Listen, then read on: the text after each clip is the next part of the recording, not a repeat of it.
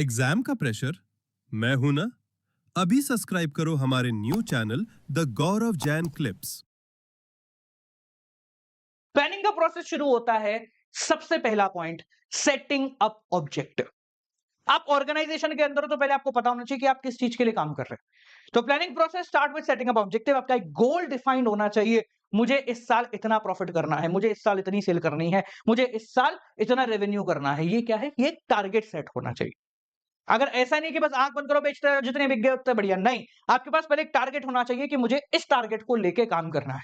इससे आप जितना भी काम करोगे ना, उसमें एक सेंस ऑफ अकम्प्लिशमेंट आएगा कि हाँ, मेरी ट्रैक रेट सही चल रही है क्या, मुझे और मेहनत करनी है क्या या नहीं करनी है।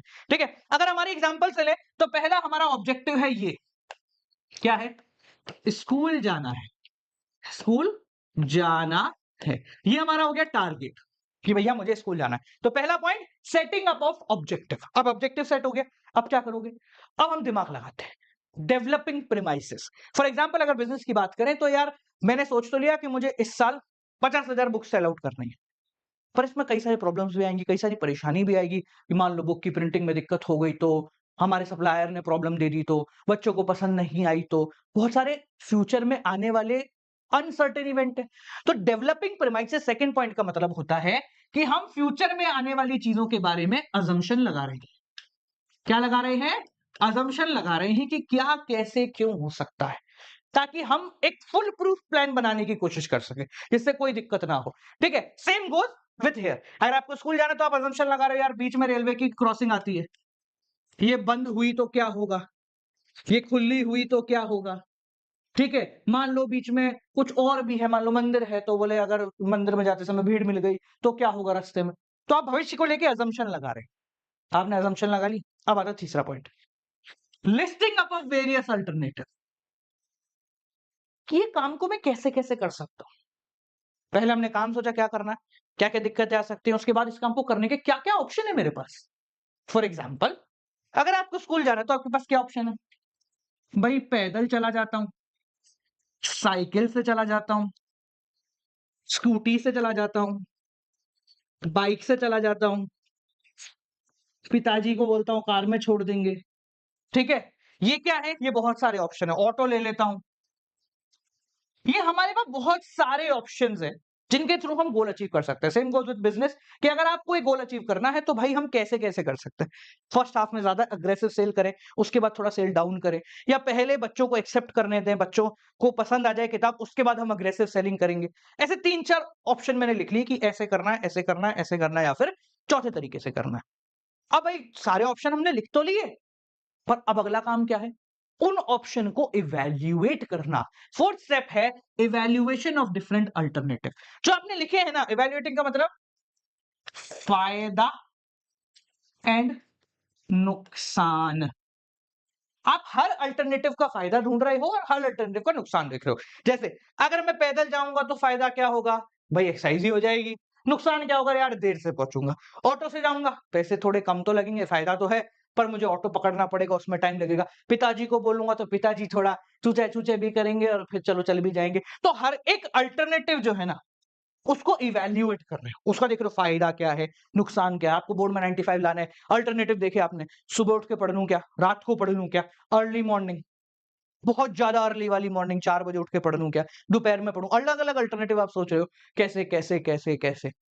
अब जब बहुत सब चीजों को लिख लिया आपने, इसके भी फायदे, इसके भी नुकसान, फायदे नुकसान सब लिख लिए, अब अगला काम क्या है? उनमें से किसी एक को सिलेक्ट करो भैया, जिसमें फायदे ज्यादा हो, नुकसान कम हो। आपके हिसाब से जिसमें फायदे ज्यादा हो, नुकसान कम हो। तो अगला स्टेप है सिलेक्टिंग ऑफ एन अल्टरनेटिव, कि आपने एक अल्टरनेटिव सिलेक्ट कर लिया। फॉर एग्जांपल मान लीजिए कि आपने फाइनली डिसाइड किया कि काम करते हैं, ऑटो से ही चलते हैं।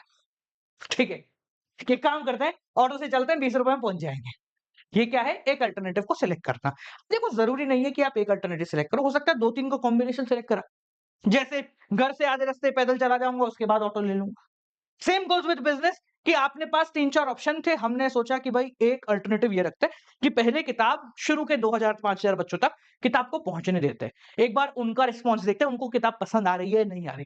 अगर उनको पसंद आ जाती है तो फिर हम एक्सप्लोसिव तरीके से किताब का प्रमोशन करेंगे, क्योंकि हम फिर रिव्यूज के साथ प्रमोशन करेंगे। तो हमने सिलेक्ट कर लिया इस वाले से काम शुरू करना है।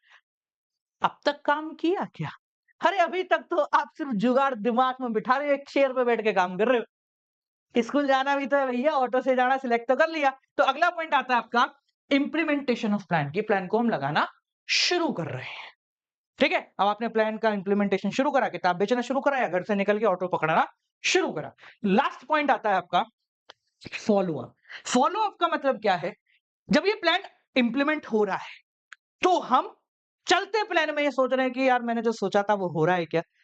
जो मैंने सोच रहा था वो सारे चेक चेक पॉइंट्स ओके हैं क्या? कहीं कोई दिक्कत तो नहीं आ रही है? यानी कंटीन्यूअसली हम उसको इवैल्यूएट करते जा रहे हैं। इम्प्लीमेंटेशन के बाद जैसे फॉर एग्जांपल मान लो किताब है, हमने कहा शुरू के 5000 तक पहुँचने दो, तो हम शुरू के 5000 में बच्चों का पॉजिटिव रिस्पॉन्स आ रहा है। अब एक्सप्लोसिव कि हाँ, जो हमने सोचा था वैसा ही हो रहा है, थोड़ी ज़्यादा और सेल करनी चाहिए। तो हम क्या कर रहे हैं? इवैल्यूएशन कर रहे हैं, हमने जो प्लान के बारे में सोचा था, क्या अभी वो चल रहा है या नहीं चल रहा? आपने सोचा 95% लाने तो 1 दिन में तो नहीं लाओगे, उस पूरे प्रोसेस को 8 महीने लगेंगे। तो आपने चौथे महीने पे आके देखा यार पिछले 3 महीने में जो सोच रहा था मैं, वैसा ही हुआ है ना? अरे नहीं, नहीं यार 1 चैप्टर कम रह गया, चलो 1 चैप्टर और स्पीड में पूरा कर लेते हैं। तो हम क्या कर रहे हैं? लगातार उस प्लान को इवैल्यूएट करते जा रहे हैं। लगातार हम देख रहे हैं कि भाई हमने जो सोचा है वो हो रहा है या नहीं हो रहा है। समझ गए? तो ये 7 स्टेप हैं जो प्लानिंग प्रोसेस के अंदर हैं। कुछ किताबों में शायद 8 दे रखे हैं, आपको 7 ही लिखने हैं। बहुत पुराना एडिशन होगा बहुत ज़्यादा, ठीक है?